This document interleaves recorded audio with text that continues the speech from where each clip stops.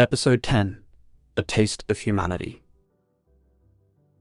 Friday morning arrived with the kind of comfortable laziness that came from having absolutely nothing scheduled and no intention of changing that. Jade woke up tangled in Victor's arms, his cool body pressed against her back, one of his hands splayed possessively across her stomach. She could feel his awareness through their bond. He was awake, had probably been awake for hours, just holding her while she slept. "You're doing the watching thing again," she mumbled, her voice rough with sleep. "I was not watching, I was appreciating." "That's literally the same thing. Appreciating is more poetic, it involves gratitude." Jade rolled over to face him, squinting in the morning sunlight that streamed through her bedroom window. Victor looked unfairly perfect for someone who'd been lying still all night. His dark hair only slightly mussed, those ice blue eyes bright and alert, no signs of fatigue or discomfort. Meanwhile, she probably looked like she'd been through a wind tunnel. "What time is it?" she asked. "Nearly 9. Your mother left for her shift an hour ago. She mentioned she would be working until late tonight. So we have the house to ourselves again." "Indeed. An entire day of unstructured time. Whatever shall we do?" The way he said it, with that slight smirk playing at the corners of his mouth, made it very clear what he was thinking they should do. Jade felt heat pool in her belly, her body responding to his proximity and the promise in his eyes.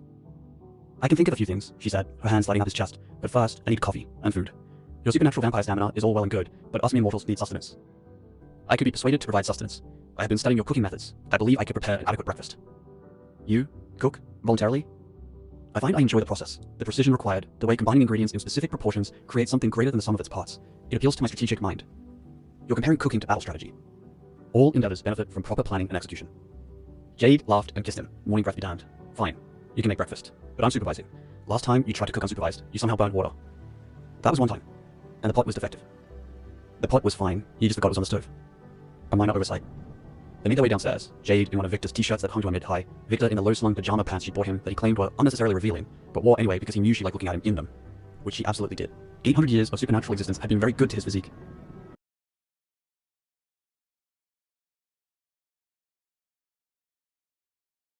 In the kitchen, Victor approached breakfast preparation with the seriousness of someone planning a military campaign.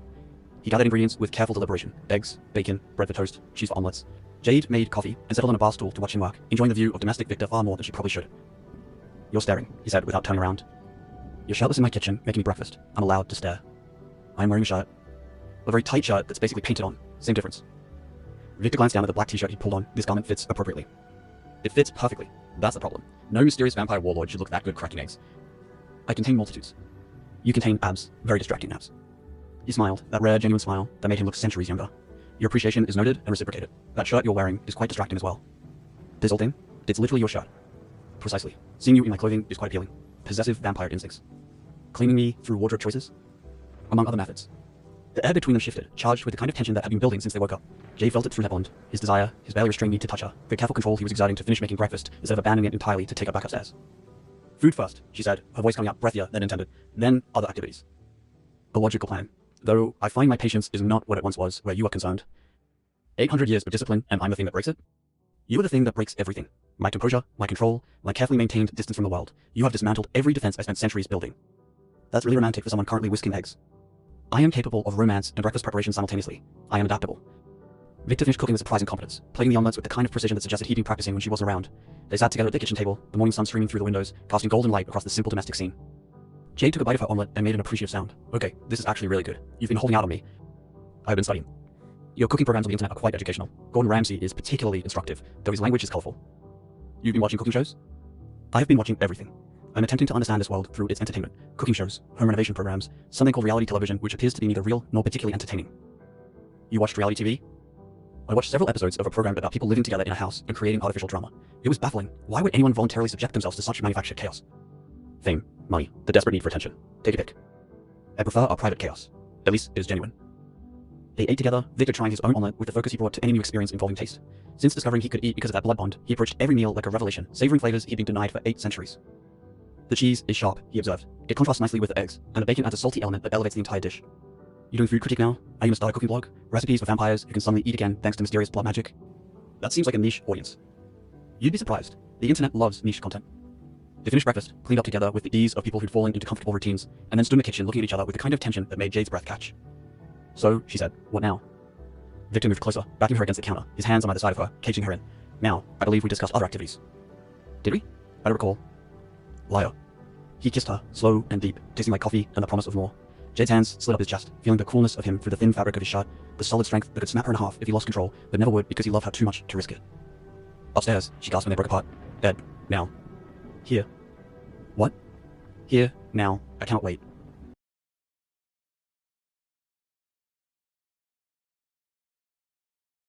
Victor lifted her onto the counter with easy strength, stepping between her legs, his hands sliding up her thighs under his shirt she was wearing. Jade's brain short-circuited momentarily at the boldness of it. He'd been so careful before, so controlled, always moving to the bedroom, always maintaining some level of propriety. This was different. This was need overriding control. Someone could see, she managed, though her body was already responding, pressing closer to him. Your mother's at work. We are alone, and I need you now, Jade. I cannot wait another moment. The raw hunger in his voice undid her completely. She pulled him into another kiss, rougher this time, her legs wrapping around his waist, her hands fisting in his hair. Victor groaned against her mouth, his careful control cracking, and Jade felt a surge of power at being able to affect him like this. This ancient, powerful creature was undone by her, desperate for her, and that knowledge was intoxicating. His hands moved with purpose, sliding under the shirt, finding bare skin, mapping territory he'd explored before, but somehow felt new in this context. The kitchen counter was cold against her thighs, contrasting with the heat building between them, and the rawness of the location made everything more intense. Tell me if I am too rough, Victor said against her neck, his fangs grazing her pulse point. Tell me if it is too much. It's perfect. Don't stop. He didn't. Victor removed clothing with efficient purpose, his shirt disappearing, her borrowed shirt following, his hands everywhere at once. Jade helped with his pants, her coordination compromised by desire and the overwhelming sensation of their bond flaring bright with shared need. When he finally entered her, Jade cried out, the angle different from the bed, the rawness of the location adding intensity she hadn't expected. Victor held her hips, controlling the rhythm, his ice blue eyes locked on hers with such fierce concentration that she couldn't look away. You are mine, he said, his voice rough. Say it. Yours. I am yours. And I am yours. For as long as you will have me, forever, if you allow it. They moved together, the counter creaking slightly under their combined weight, morning sunlight streaming across their joined bodies.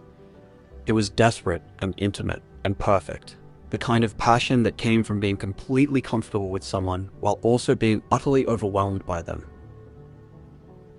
Jade felt the pleasure building, that familiar spiral of sensation that Victor could draw from her with practiced ease. He knew her body now, knew exactly where to touch, how to move, what would drive her higher. She could feel his own pleasure through their bond, the feedback loop of sensation amplifying everything until she didn't know where she ended and he began. Victor, she gasped. I'm close. I know. I feel it. Let go, little flame. I have you. She shattered, crying out his name, her nails digging into his shoulders hard enough to leave marks if he were capable of being marked. Victor followed moments later, his control finally breaking completely, burying his face in her neck as he groaned her name like a prayer. They stayed like that for a long moment, both breathing hard, or in Victor's case, breathing unnecessarily, but doing it anyway. Their bodies still connected, the bond between them pulsing with satisfaction. That was, Jade started, then stopped, not sure how to finish the sentence. Inevitable, Victor supplied. We have been building toward that since we woke up this morning. Earlier than that. I think we've been building toward that since you arrived in my bedroom 2 weeks ago. Perhaps. Victor pulled back slightly, his hands gentle now, cupping her face with a tenderness that contrasted sharply with the passion of moments before. Are you alright? I was not too rough. You were perfect. That was perfect. Though, I'm never going to look at this kitchen counter the same way again. I regret nothing. Good, because we're absolutely doing that again. Maybe not in the kitchen, but definitely that. They cleaned up, redressed, and Jade tried very hard not to feel self-conscious about what had just happened.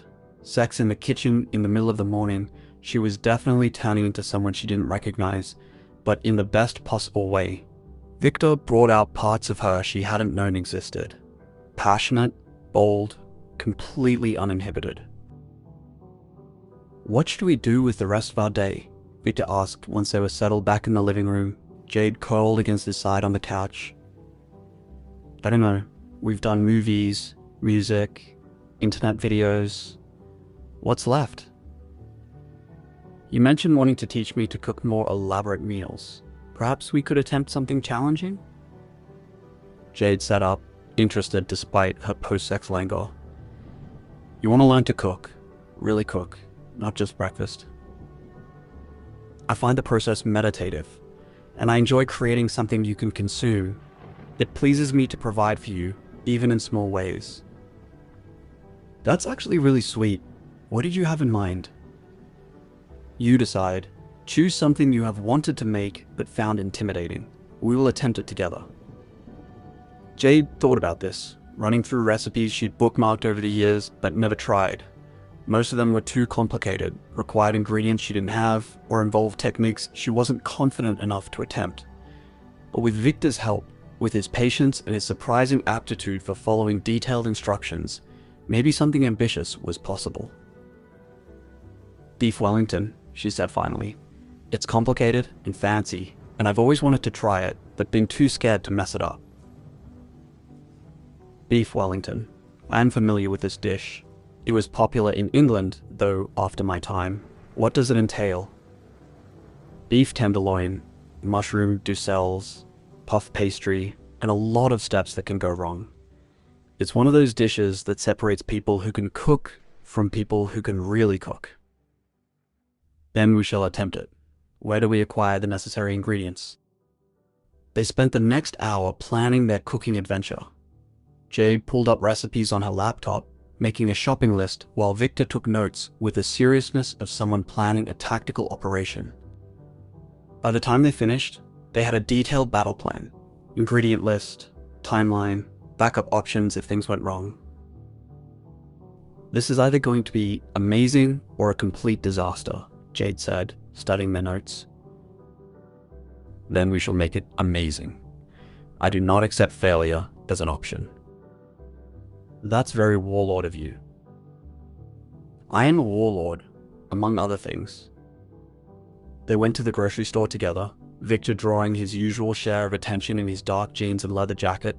He'd insisted on wearing the jacket despite Jade's protest that it was overkill for grocery shopping. But she had to admit, he looked good, dangerously good. Several women did double takes as they passed, and one very bold teenager asked for his number while they were in the produce section. "I am flattered, but committed," Victor told her with grave courtesy, and Jade had to physically drag him away before the poor girl combusted from embarrassment. "You handled that well," Jade said once they were safely in the meat department. "I have had considerable practice declining romantic advances over 8 centuries. One develops a script." "How many romantic advances are we talking about?" "Many. I was considered attractive even in my human years. The vampire enhancement merely intensified existing qualities." "So you've always been unfairly hot. Good to know." "I would not say unfairly. I have earned this face through centuries of discipline and skincare." "Vampires have skincare routines?" "We do not age, but we still require maintenance. Blood keeps us youthful, but proper grooming is essential." "I can't believe I'm learning about vampire beauty secrets in the grocery store." "I contain multitudes." They gathered all the ingredients, Victor insisting on the highest quality beef despite Jade's protests about the price. "We are attempting something ambitious. Inferior ingredients will compromise the results. I will not serve you substandard meat." That's both chivalrous and slightly concerning. Welcome to dating a vampire. Everything is both chivalrous and slightly concerning. Back at home, they transformed the kitchen into a cooking workspace, laying out ingredients with organizational precision. Jade pulled up the recipe on her laptop, propping it on the counter where they could both see it, and they began. The first step was the duxelles. Finely chopped mushrooms cooked down with shallots and herbs until they formed a paste. Jade handled the chopping while Victor managed the cooking, his attention completely focused on achieving the right consistency. "This requires patience," he observed, stirring the mushroom mixture. "The moisture must evaporate slowly. Too much heat and the mushrooms burn. Too little and they remain watery." "You're really into this." "I am into doing things correctly, whether that is combat, cooking, or making love to you. Excellence in all endeavors." "Did you just compare cooking mushrooms to sex?" "I compared the principle of attention to detail across various activities. The specific activities are irrelevant to the broader point." "You're ridiculous. You're ridiculous." "I am thorough." While the mushrooms cooked, they prepared the beef, searing it on all sides to lock in juices, then coating it with mustard. Victor handled the meat with the kind of reverence you usually reserve for weapons, his movements precise and controlled. "You're good at this," Jade said, watching him work. "Butchering was a necessary skill in my time. I have carved many animals. This is not dissimilar, though the beef is already portioned appropriately." "Please don't tell me detailed stories about medieval butchering while we're cooking dinner." "As you wish, though there are some fascinating historical details about meat preparation you might find educational." "I'm good. Let's maintain some mystery about the historical origins of dinner." They worked together, falling into an easy rhythm. Jade rolled out the puff pastry while Victor spread the cooled mushroom mixture. They wrapped the beef together, their hands brushing, the intimacy of creating something side by side more affecting than Jade had anticipated. "This feels significant," she said quietly. "Cooking together, creating something. Does that sound silly?" "Not at all. Sharing food has always been an intimate act. In my time, to eat with someone was to trust them. To prepare food together is an even deeper trust. You're allowing me into this part of your life, teaching me your skills, creating shared experience. It is profoundly meaningful." "You always know exactly what to say." "I have had 800 years to develop eloquence. I would be concerning if I had not learned to express myself by now." The beef Wellington went to the oven, and they set a timer. That left 45 minutes before it would be done. 45 minutes of unstructured time with the house to themselves and the comfortable exhaustion of shared creative effort. "What should we do while it cooks?" Jade asked, though the look Victor gave her suggested he had some ideas. "I can think of several activities." "We already did activities this morning, in this very kitchen. And I would like to do them again, possibly in a location with more comfortable surfaces. Unless you prefer the counter?" "I prefer the bed, like a civilized person." "Then allow me to escort you to a civilized location." Victor swept her up before she could protest, carrying her toward the stairs with the easy strength that still made her breath catch. Jade wrapped her arms around his neck, laughing at the theatrical gesture. "This is very romance novel," she said. "I am very romance novel. Have you not noticed?" "Oh, I've noticed. Brooding vampire with a tragic past who's secretly tender. You're basically every paranormal romance hero ever written. And you are every paranormal romance heroine. Ordinary human who turns out to be extraordinary, transforming the monster through the power of love." Are we just living out fictional tropes at this point? Perhaps, but if we are going to embody tropes, we might as well embrace them enthusiastically.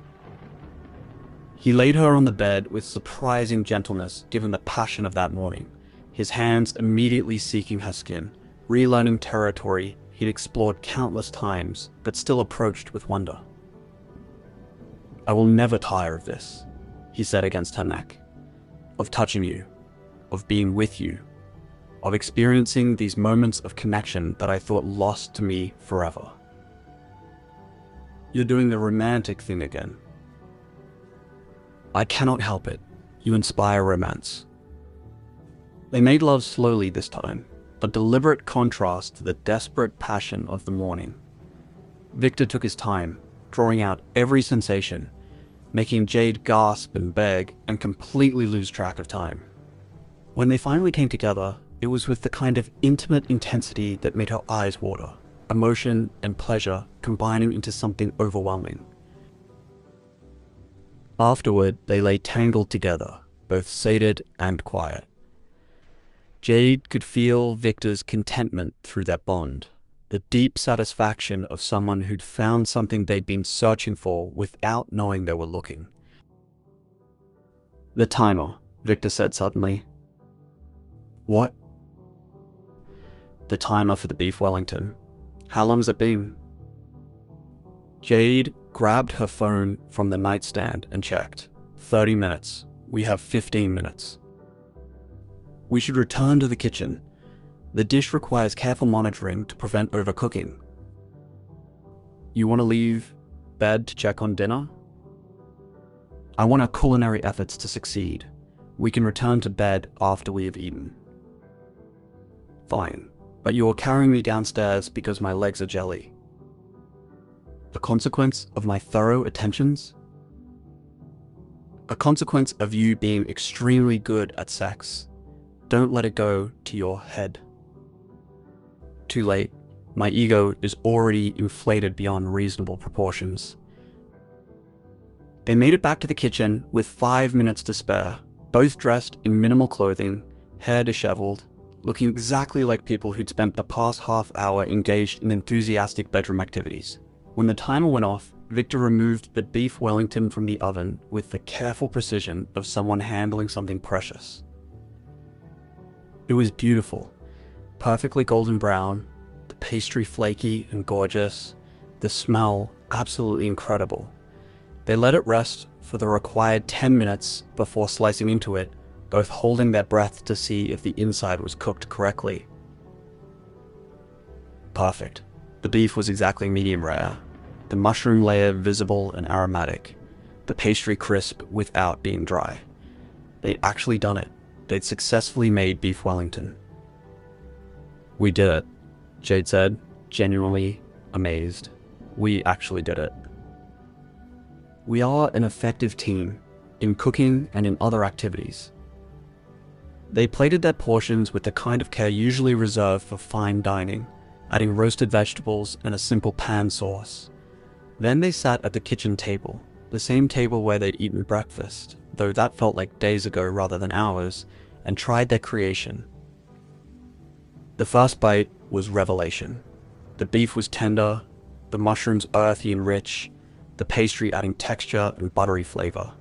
It was restaurant quality, maybe better than restaurant quality, because they'd made it themselves, together, with care and attention, and the kind of partnership that made everything taste better. "This is extraordinary," Victor said after his second bite. "We created this. Together." "We did. We're basically master chefs now."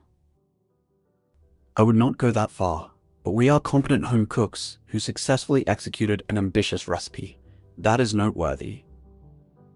They ate slowly, savoring every bite, talking about nothing important. Jade told stories about her disastrous attempts at cooking when she'd first learned, how she'd once confused salt for sugar in cookies and created something so terrible her mom had actually gagged. Victor told stories about food in his time, the elaborate feasts, the simple peasant meals that were often more satisfying than fancy noble fare. "Do you miss it?" Jade asked. "Your time, the way things were before everything became complicated." Victor considered this carefully. "I miss simplicity sometimes. The clarity of knowing your place in the world, your purpose, but I do not miss the brutality, the constant threat of death, the brevity of human life. In my time, people died young. Children did not survive infancy. Illness took people in their prime. Life was hard in ways this era has difficulty imagining. So, you prefer modern times? I prefer this time, this moment, with you. Whether that is modern times or my own era is irrelevant. You are what makes existence worthwhile, Jade. Not the century or the technology or the convenience. You can't just say things like that while we're eating dinner.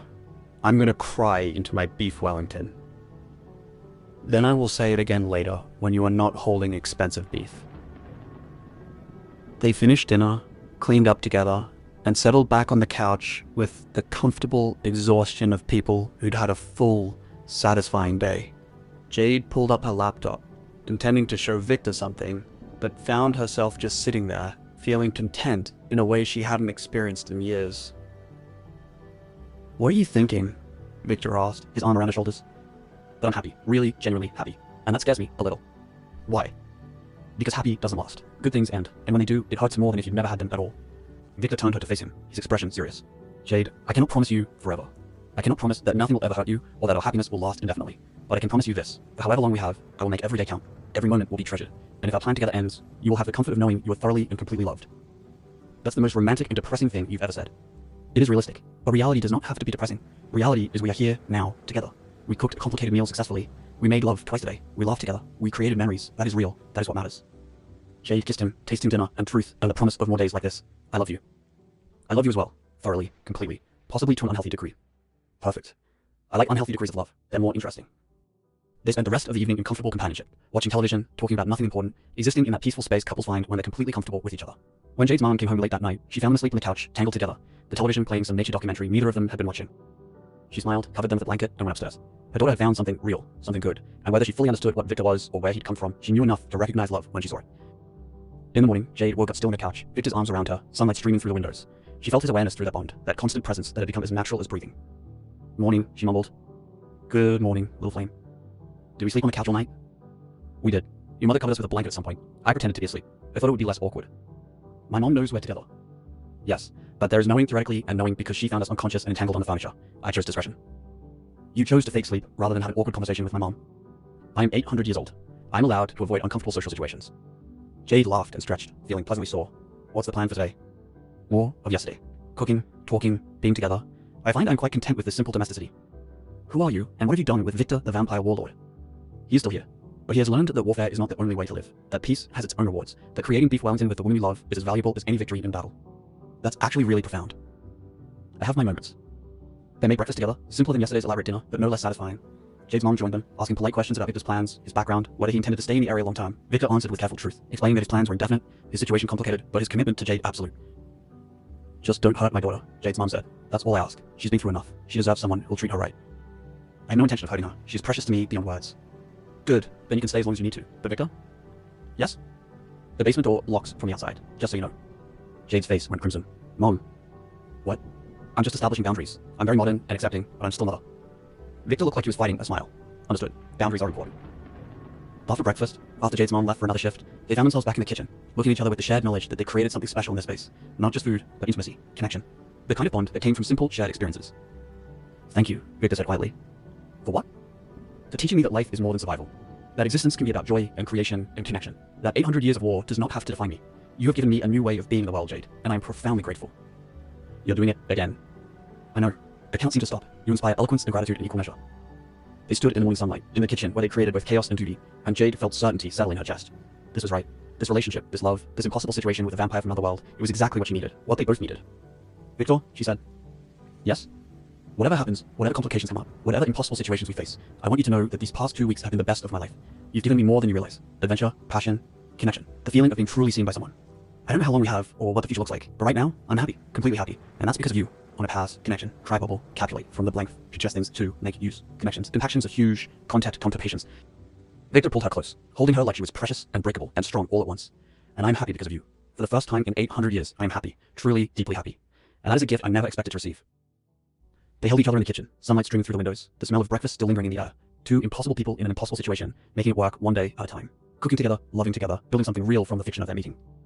It was weird and complicated and absolutely perfect. And as Victor kissed her softly, tenderly, like she was the most important thing in his long, long life, Jade thought that maybe fairy tales could happen. Maybe ancient vampires could find love in the one world. Maybe a 20-year-old girl from Maryland could capture the heart of an 800-year-old warlord. Maybe, just maybe, this impossible love could work. And in that moment, in that kitchen, with sunlight and certainty and a taste of forever on her lips, Jade believed it, believed in them, believed in a possibility of love that crossed time and worlds and every rational boundary. She believed. And that, more than blood bonds or supernatural connections or mystical forces, was what made it real. End of episode 10.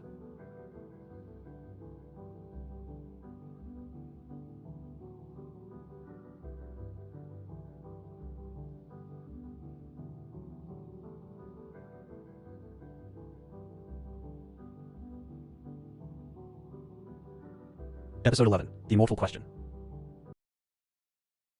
Saturday morning arrived with the kind of perfect stillness that made